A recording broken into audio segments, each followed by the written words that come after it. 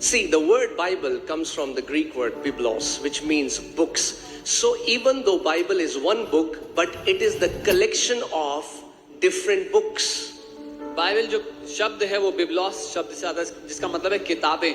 हालांकि बाइबल एक किताब है, पर ये बहुत सारी किताबों का मिलन है, उसका एक साथ किया जाना है। और 40 अलग अलग ऑथर जो एक दूसरे को नहीं जानते थे, उन्होंने 1500 साल में वर्ड वचन को लिखा, ना जानते हुए भी एक ही बाइबल एक ऐसे मोती की माला है जो बिल्कुल एक अलाइनमेंट में है, जब एक ऑथर दूसरे ऑथर को नहीं जानता था। And more than 40 authors wrote this Bible over a span of 1500 years. These people did not know each other, yet their words have aligned so beautifully. That's why Bible is beautiful. Because if it's one author, he can miss it and the entire book is wrong. But it's a collection of 40 different authors. इसीलिए Bible खूबसूरत है, क्योंकि अगर एक लिखने वाला होता और उसने गलती कर दी होती तो गलत होता, लेकिन 40 अलग अलग लोग 1500 साल के बीच में उन्होंने इस किताब के हिस्सों को लिखा है। यीशु मसीह ने कहा, जो सत्य को ढूंढेगा वो सत्य को पाएगा। Jesus said, he who will seek the truth will find it. मैं बचपन से सत्य को ढूंढता था। I was looking for the truth ever since I was a child. मेरे माता पिता से पूछना, You can ask my mom that. से बंक करके ऋषिकेश, हरिद्वार, एक गुरु से दूसरे गुरु, दूसरे गुरु से तीसरे गुरु, क्योंकि मैं ढूंढ रहा था। यीशु मसीह ने कहा, मांगो तो तुम्हें मिलेगा, खटखटाओ तो तुम्हारे लिए खोला जाएगा, खोजो तो तुम पाओगे। I would bunk my school and go to Rishikesh, Haridwar, one guru to the next guru to the other guru, and I was looking for the truth because Jesus said, knock and it shall be opened, seek and you shall find. Amen. So her Sunday बहुत test करने वाले आते हैं हमें, तो करो test. Every Sunday many people come to test us. So Amen. क्योंकि हम उस सत्य में खड़े हैं जिसका नाम यीशु मसीह है। because we stand on the truth whose name is Jesus Christ. Okay. So आज मैं आपको I want to talk about how awesome Bible is. मैं आपको बताना चाहता हूँ बाइबल कितनी अद्भुत है। Okay. सबसे पहले let's go to Isaiah 40:22. यशाया 40 उसका 22। It is he who sits above the circle of the earth. वो है जो पृथ्वी के गोले के, पृथ्वी के घेरे के ऊपर। आज से 2800 साल पहले, जब कोई टेलीस्कोप नहीं था, कोई टेक्नोलॉजी नहीं थी, किसी भी तरीके से कोई इंसान नहीं पता लगा सकता था, वचन ने ये बता दिया था that earth is a sphere. 2800 years ago, where there was no telescope, no technology to tell what it looks like, but the Bible tells us that it was a sphere. वो एक घेरा है। Amen. Do you know that Christopher Columbus was inspired by the word? Christopher Columbus जो है वो वचन के द्वारा प्रोत्साहित हुए थे। You will be shocked. आप हैरान हो जाओगे। All the top personalities have been inspired by the word of God. सारे जो ऊंचे दर्जे के लोग रहे वो प्रोत्साहित हुए परमेश्वर क्योंकि के वचन से। पहले ये मान्यता थी कि अर्थ फ्लैट है। It was believed earlier that the earth is flat. तो ट्रैवलर्स को लगता था कि अगर हम बोट में जाते जाएंगे तो हम नीचे गिर जाएंगे। The travelers used to think if we keep on traveling in a boat, we will come to a place where we will fall down. But it was at that time Christopher Columbus, he wrote, I am just quoting what Christopher Columbus wrote, it was the Lord who put it into my mind. पर Christopher Columbus ये कहते हैं कि प्रभु था जिसने मेरे मन में इस बात को डाला। Okay.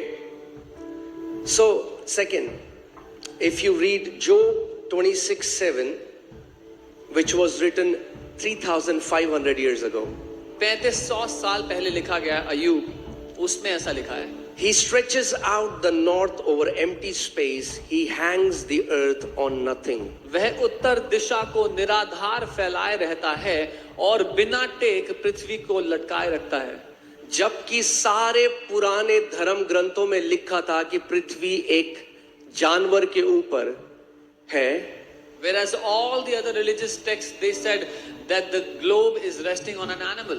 Even Chinese, even different religious texts. It was Chinese. only the Bible who said the earth is hanging on nothing, but the word of God sustains it. Chinese और अलग अलग धर्म ग्रंथ जो थे वो सब इस बात को बताते थे, केवल परमेश्वर का वचन, केवल बाइबल बताती है कि पृथ्वी बिना किसी चीज के लटकी हुई है। ओके, सो इमेजिन करो उस समय ये तुक्के नहीं मार रहे थे ये लोग, they were inspired by God. They were not doing guesswork, वो परमेश्वर की ओर से प्रोत्साहित लोग थे। जब कोई रॉकेट नहीं था, When there was no rocket, जब कोई टेक्नोलॉजी नहीं थी, no technology, जब सारे बाकी लोग बोल रहे हैं कि पृथ्वी किसी जानवर के ऊपर है या सांप के ऊपर है, उस टाइम में वचन कह रहा है कि पृथ्वी हवा में लटकी है और वचन से, परमेश्वर के God's word is sustaining it. when all the others were saying that the earth rests on an animal or a snake, the word of God says वो किसी भी चीज पर नहीं लटकी हुई, वो हवा में लटकी हुई है। Okay, there is a scientist called Matthew Maury, Matthew who's Maury, called the father of oceanography. Matthew Maury नाम से एक साइंटिस्ट रहे हैं जो ओशियनोग्राफी के फादर रहे हैं। वो एक दिन बाइबल पढ़ रहे थे और बाइबल में उन्होंने मैथ्यू 8:8 पढ़ा, One day he was Psalm 8:8, I'm sorry. One day he was reading the Bible and he read Psalm 8. और Psalm 8:8 में लिखा है, and the fish of the sea that pass through the paths of the sea. आकाश के पक्षी और समुद्र की मछलियां और जितने जीव जंतु समुद्रों में चलते फिरते हैं। See, sea is the huge mass of water. समुद्र जो है वो पानी का एक बहुत बड़ा पानी का इकट्ठा How हुआ, can it have paths? उसमें रास्ते कैसे हो सकते हैं? मगर जब मैथ्यू मॉरी ने ये पढ़ा When और Matthew उसने कहा Maury read- अगर वचन में लिखा है कि पानी के अंदर रास्ते हो सकते हैं तो मैं ढूंढता हूं, और रास्ते मिल गए और फादर ऑफ ओशनोग्राफी मिल गया। But he said if it is written in the word that there are paths, के रास्ते हैं पानी में, he said I will find it. He found them and became the father of oceanography. Can you put that? Okay, if you see, Maury took God at his word. I challenge you, you can take God at his word. मौरी ने परमेश्वर के वचन को पकड़ लिया। मैं आपको चुनौती देता हूं, आप परमेश्वर के वचन को पकड़ लो। Again, ये कौन है? Who are these? ये एक बोरी चावल दे दिया क्या मैथ्यू मॉरी को? Did someone give a bag of rice to Matthew अरे Maury? ये टॉप साइंटिस्ट है जिनकी डिस्कवरीज की वजह से आज our lives have been so better. They were top scientists because of whose discovery we have so much. ये झूठ इस देश में तोड़ना बहुत जरूरी है। This lie has to be broken from this nation. हम लोग एक बोरी चावल के लिए यीशु पे विश्वास नहीं करते, उसने अपना बलिदान हमारे लिए दिया, लहू का हर एक कतरा बहाया और वो हमारा उद्धार करता है, और जो हमें मिला है वो पैसे कभी नहीं खरीद सकता। We don't believe in Jesus for a petty bag of rice, but he has given his own sacrifice, and what we have found, there is nothing that can compare to it. Amen. Bharat की top कंपनियों से जुड़ने का मौका, सीखने का मौका, तरक्की करने का मौका। ये बदलाव का समय है और इस बार कोई पीछे नहीं छूटेगा। इंडस्ट्री एक्सपर्ट्स होंगे आपके साथ और रियल वर्ल्ड एक्सपीरियंस से मिलेगा लाभ। प्रधानमंत्री इंटर्नशिप स्कीम के पायलट चरण में देश की टॉप कंपनियों ने इंटर्नशिप के अनेक अवसर प्रदान किए हैं और अब शुरू हो चुकी है राउंड 2 के लिए आवेदन प्रक्रिया। तो आप भी अप्लाई करें और सूचना प्रौद्योगिकी